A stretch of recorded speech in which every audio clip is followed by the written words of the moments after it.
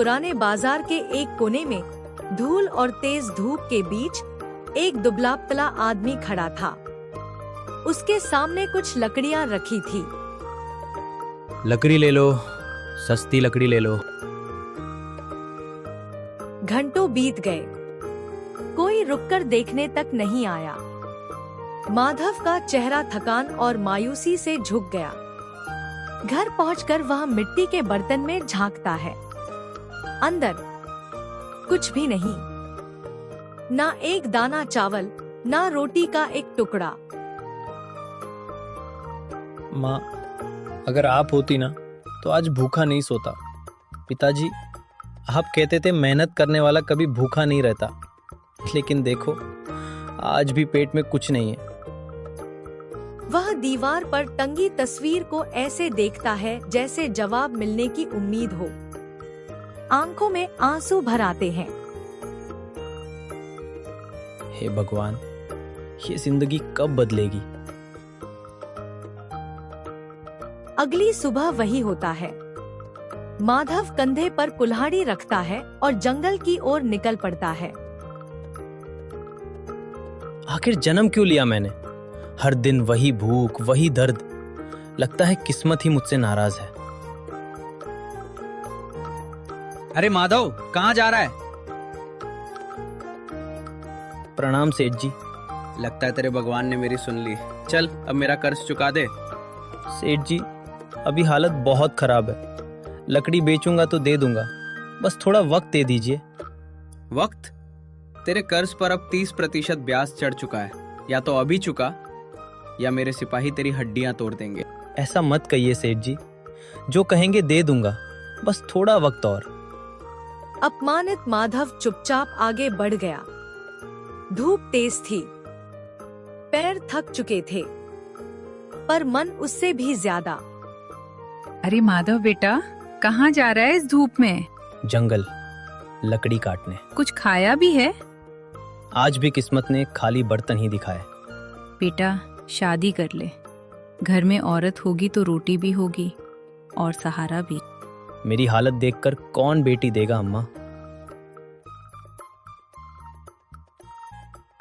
जंगल में एक बूढ़ा साधु ध्यान में बैठा था।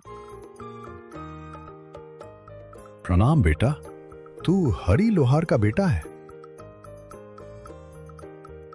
आप मेरे पिता को जानते हैं? घर जाकर वो कमरा खोल जिसे तेरे पिता ने बंद रखा था। तेरी तकदीर वहीं छुपी है। कमरा खुला। अंदर एक लोहे की राजकन्या की मूर्ति, भट्टी, औजार, तलवारें। अगर इन्हें बेच दिया, पर अगर नहीं बेचा तो खाने को क्या बचेगा? अगली सुबह माधव बाजार पहुंचता है। आज बाजार में भीड़ थी।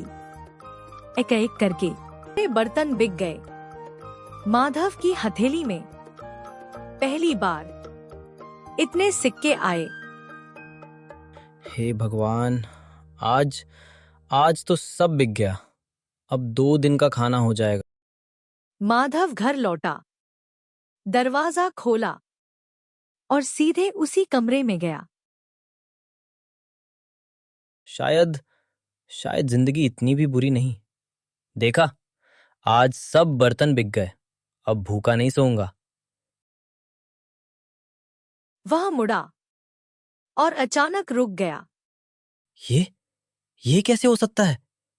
जिन बर्तनों को वह कुछ घंटे पहले बेच आया था, सब फिर से वहीं रखे थे। अगली सुबह माधव फिर वही करता है। बर्तन उठाता है, टोकरी में रखता है। बाजार में आज भी वही हुआ। लोगों ने हाथों हाथ खरीद लिया। अगर आज भी ऐसा हुआ तो ये साधारण बात नहीं। रोज अगर ये सच हुआ तो मेरी गरीबी। घर लौटते ही माधव दौड़ता हुआ कमरे में जाता है। बर्तन फिर से मौजूद थे, जैसे किसी अदृश्य हाथ ने उन्हें वापस रख दिया हो। दिन बीतते गए। हर दिन वही क्रम। अब कर्ज कम हो रहा है, घर में दिया जलता है, रोटी मिलती है। ये सब तुम्हारी वजह से है ना? तुम कुछ तो हो, कोई साधारण मूर्ति नहीं। अगर ये चमत्कारक भी रुक गया तो? माधव, आप बोल रही हैं? मुझे श्राप मिला था। मैं राजकुमारी चंद्रिका हूं। मेरी मुक्ति के लिए तुम्हें अपना एक हाथ अर्पित करना होगा। प्रेम में त्याग ही पूजा है। तेज प्रकाश। लोहे का शरीर टूटता है।